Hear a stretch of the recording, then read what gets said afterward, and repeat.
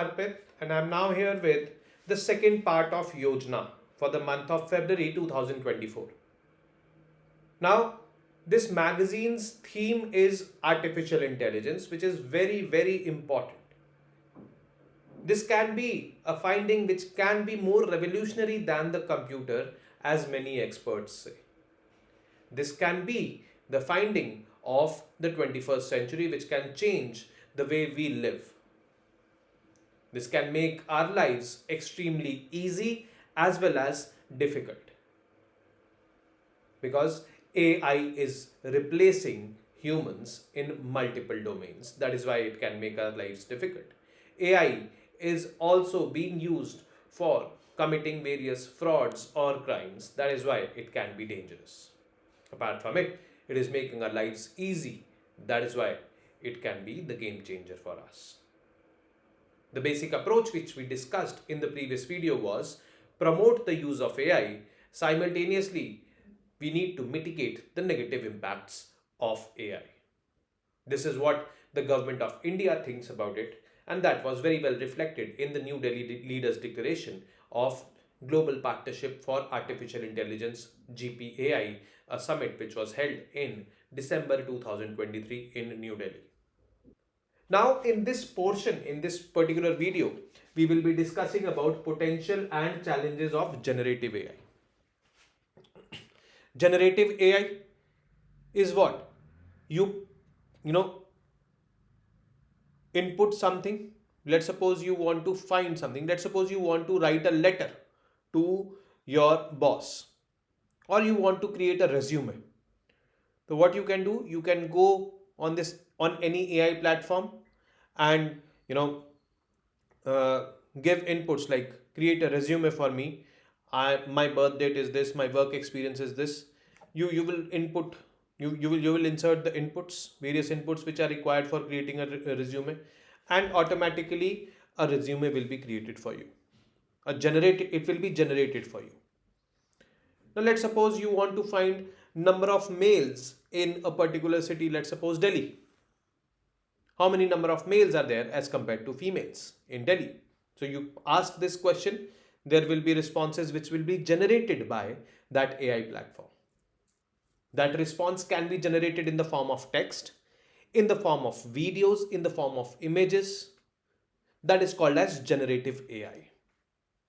Now, what are the potentials of generative AI and what are the challenges with respect to generative AI? We will study in the first particular topic in this video. The second topic which we will be covering in this is use cases of generative AI in governance. So we will see how across the world there are countries who are using generative AI in governance. Now, these will definitely help you gather content with respect to examples, particularly the global examples, which you can mention in your answers if any question is asked with respect to AI. Government of India has also, started to implement it, which we saw in the last video, AI in Indian governance and public services. And in the next video also, we will see the role and scope of AI for citizen services in India. So all these we will see. But here, use cases of generative AI, we will largely focus on global examples, global case studies. Now, in a nutshell, I've told you what generative AI is. But here we will see the, I would say, exact definition of generative AI. It is a subset of deep learning, which means it uses artificial neural networks and can process labeled data using supervised learning methods. It is a type of artificial intelligence technology that can produce various types of content, including text, imagery, and audio. It is used for many special purpose chatbot tasks. Now, you ask anything, you will get a response. The computer will function in microseconds to give you or generate a response for you. And this happens due to learning of that machine over the period, because that machine would have got some similar kind of inputs like I am giving, and the machine would have given responses. Now, what does the machine do? Machine picks up these kind of data sets, whatever I'm asking. Let's suppose I asked the female population in Delhi or the male population in Delhi. So it will look or fetch for this kind of data sets already available on the internet and then generate a response accordingly. Google search nowadays has adopted AI. So when you do Google search, and you turn on the AI mode, in the beginning on top, you will get AI results, multiple, you will get links that according to this is there, according to this is there, and one framed generated response will be there, taking inputs from multiple, I would say, data available or information available on the internet. That is generative AI. It is generating a response for you and an easy response for you. And then it is also showing the reference links, the reference websites from which it is picking those responses. So you can click on those links to verify this.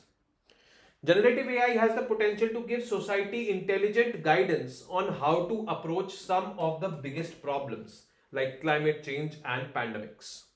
It has that potential. But my question is that what if the information or the data sets available on the internet from which this AI platform is picking up things and generating a response for you, that data is flawed or that data is biased? You will not get an accurate response in this case. And this is something which is a challenge with respect to this. So we need to address these kind of challenges. Now, domains where generative AI is making an impact. Writing, content writing, to be very precise. Generative AI can be used for writing emails, resumes, press releases, speeches, etc. The large language models, LLMs, is basically that backend data from which generative AI is picking up data sets or information and generating a response for you. That is called as large language models, LLMs. Are the engines behind the task performed by AI. Reading. Apart from writing, generative AI is good at reading also. For example, an e-commerce company having multiple emails with it. Now, if you apply generative AI over there, it can, specifically read out the emails or highlight that those emails from which complaints have been registered. And those complaints have to be addressed as an e-commerce company.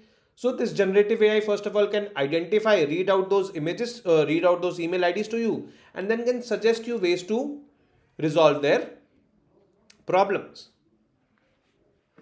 Chatting. The chatbots are a classic example of AI. You ask a question, chatbot will immediately reply for that. Now, what if you have a problem with respect to a government service? Let's suppose you applied for passport and the passport is getting delayed. You go on the Passport Seva Kendra website. There's a chatbot over there. You raise your query. The chatbot says, enter your application number. You enter your application number. Then the chatbot gives you a response. Ki your passport is at this place. It will reach you this at this time. It will give you a tracking link also. Your problem is resolved. Kind of. So in this way, generative AI in the form of chatbots can help in public service delivery as well. Concerns about generative AI. Now, as I said that, generative AI is not, I would say, a foolproof technology or something which is having no flaws. No. As I said that if the large language models or the data sets from which generative AI is picking up information and data and generating a response for you, what if those data sets or those, I would say, information available already on the internet is biased? It can be biased, it can be gender biased, it can be, racially biased, it can be anything. The LLMs are trained on text from the internet, which reflects some of humanity's best qualities, but also some of its worst, including some of our prejudices, hatreds, and misconceptions. Now, there was a post going viral on the internet a few days ago, and it was mentioned in Yojana also, that AI considers a CEO to be a male only. No female CEOs it will generate for you. Like you have to write an essay on a CEO or write some information about the CEO and you input this text. So you will get a response generated by AI, by using generative AI. And in that response, you will get or you will find the CEO to be a male. So these are gender biases which are existing, and this can shape perceptions. And that is the threat, and that is a concern. Next is job losses. Earlier, there used to be a person sitting responding to you on your chat or responding to you on the phone. Now, these kind of persons are no more required. There are driverless cars coming up, which can be driven without drivers. These are certain examples of job losses which AI is causing, or job losses due to AI. This is the second major concern, that who will be able to make a living when AI can do our jobs faster and cheaper than any human can. Now, to understand whether this is likely to happen, let's look at radiology. Radiology is where you get x-rays and all done. And Google's founder, Sundar Pichai, actually was revealing in one of the public shows which he was doing that AI is so powerful that Google is developing a tool that is based on AI. That tool will just scan your eyeball, and from scanning that eyeball, it will be able to identify the problems in your body, for which you go for a blood test or you go for an X-ray or MRI or CT scans. There will be no need for going for that. That is an advanced version. If I tell you an example of a watered down version, we are going for X-ray, MRI, CT scans as of now. But to assess those X-rays, to analyze those X-rays or CT scans, AI is being used. So there was a threat that the radiologist's job is going to be over. And this is not, I would say, true as of now. AI is being deployed over there, but a human intervention is needed. Now, as per various reports, some 5 years ago, it was said that AI was becoming so good at analyzing X-ray images that in 5 years, it could take radiologists' job. But we are now well past 5 years since this statement, and AI is far from replacing the radiologists. There is also a flip side to it, because human intervention is required. Maybe the person whose X-ray it is, he may not understand the responses of AI. He may not be so digitally literate. So, a human intervention is inevitable in that case. It can be suggestive. AI can be suggestive that, acha, these are the findings in your essay, X-ray. You can take this or this or this as medicines. So, it will lead to confusion. Here, to dispel this kind of confusions, a human intervention is required. That is why in this domain, basically job losses are not seen, but yes, in many domains job losses are witnessed, like content writing ho gaya, ya फिर for example call centers and all. Then hallucinations and misinformation. Another concern is that it can sometimes hallucinate inaccurate information with complete confidence. It can give, or it can even invent its own references, sources and deepfakes that are non-existent. And you will consider them to be true because it has been generated by AI. Machine cannot be wrong as per the perception of many. But it is not the case. UPSC prelims examination was attempted by AI, ChatGPT. Scored only 55 marks. So many wrong inputs were given by him. And ChatGPT is using all those large language models on the internet with vast amount of information. But it failed in the UPSC examination. It became a national news, and this happened last year, 2023, I guess. So it is like this. Plagiarized content. Plagiarized or plagiarism is when you copy the content of others. It is not your original content. That is called as plagiarism. LLMs sometimes output plagiarized content. If any enterprise uses that in their operations, only they are held accountable when the plagiarism is discovered, not the generative AI model. So let's suppose I am creating these PPTs for you guys, and I simply go on copying the others, and I use AI for that to find out the findings and all. So in future, if that organization comes to know about me, it is going to sue me, not the AI. This is basically what the situation is. Now, what is responsible AI? A lot of governments nowadays, they are going for responsible AI. Means it is nothing but responsible use of AI by all, by the governments, by businesses, developers. They care about such concerns with respect to AI and they want to use it responsibly. Some of the key dimensions of implementing responsible AI are fairness of information to ensure that AI doesn't perpetuate or amplify gender biases. Transparency of information is vital to ensure ethical decision making. Users should have accessible non-technical explanations of generative AI, its limitations and the risks it creates. Then privacy is another dimension which is at threat for implementing responsible AI by protecting user data, because when it fetches for data, it fetches for almost every data on the internet and it can breach privacy also. So safeguarding the AI systems from malicious attacks and ethical use of data, ensuring that AI is used only for beneficial purposes and not for negative purposes like deep fakes and all for creating scams and all like this.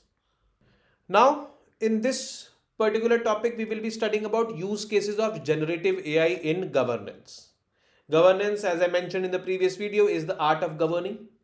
It pertains to service delivery to the citizens by the government, who is basically responsible for giving or delivering those services. Now, while delivering those services, if AI is being used, obviously the government is making its job easier, and maybe the job of the people who are receiving those services also easy. So these are some use cases or case studies where generative AI is being used in governance. First of all, United States and Singapore have initiated the integration of ChatGPT into their administrative systems. In Japan, the Yokosuka city government has begun employing ChatGPT to support its office operations. The government of Estonia has been piloting several AI-related initiatives. For example, it has tested machine learning software to match job seekers with employers, developed a machine vision AI solution for better traffic management, and piloted program under the Ministry of Justice to integrate generative AI for processing judgments in small claims disputes where the payment amounts to a maximum of 7,000 euros. So, justice delivery, traffic management, employment, all these places, government of Estonia is using it. It has also introduced Suve, a digital assistant developed to offer precise and trustworthy answers to queries from the public. So, this is basically a classic example of responsible AI, Suve, developed by government of Estonia. In Singapore, the Smart Nation initiative utilizes AI to optimize traffic management, improving urban planning and public transportation, and Singapore is known for its urban planning and development, the Singapore model. Now they are deploying AI in that. Then the US FEMA employs AI for critical satellite imagery analysis to bolster disaster response and resource allocation. United Kingdom's National Health Service, it is very well known. It leverages AI to inform healthcare policies and manage resources effectively. NHS will soon deploy generative AI on top of existing AI tools for diagnosis and recommending possible treatments for critical illness like heart diseases or cancers. So it is basically the government of UK's healthcare setup, NHS it is called as, and it is extremely effective. So that is also using AI, and it is using AI in the government's new AI diagnostic fund. It is getting funds from this particular fund of the government, which the government has created. Now, these are certain examples where AI is being used, and all these countries know that there are negative impacts of AI. They are generally going for responsible AI, also considering the negative impacts of AI and mitigating them. Now, what are the challenges in using AI? We need to understand that. First is the credibility of its outputs. It is a big question whether they are credible or not. Don't just blindly believe on anything you see on the internet or anything which as a response you get generated by using AI. Don't just go for that. You should You guys are literate, especially preparing for UPSC, so you might be aware, you must be aware, and you must not shape perceptions by whatever you see on the internet, because the accuracy of the output is also not, or it is questionable. Factual responses are relatively accurate, no doubt about this fact. Like I'm asking, I gave you that example, male population in Delhi, female population in Delhi. That is a factual information. That can be accurate. But when a subjective information is required, there GAI applications often fail to provide satisfactory responses.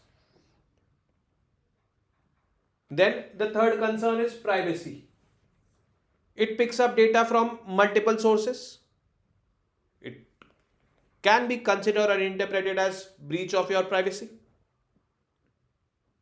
So that is also a concern. And lastly, AI needs to establish FATE.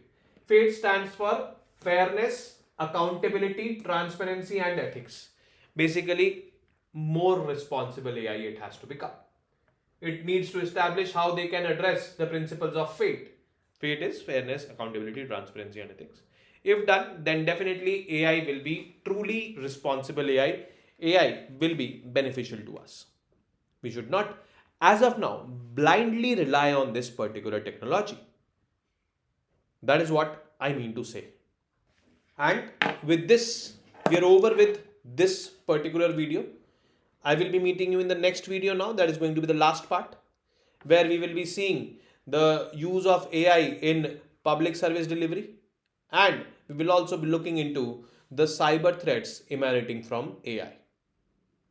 Till then, you guys keep studying, keep reading, keep writing, and keep watching the videos. Namaste. Jai Hind.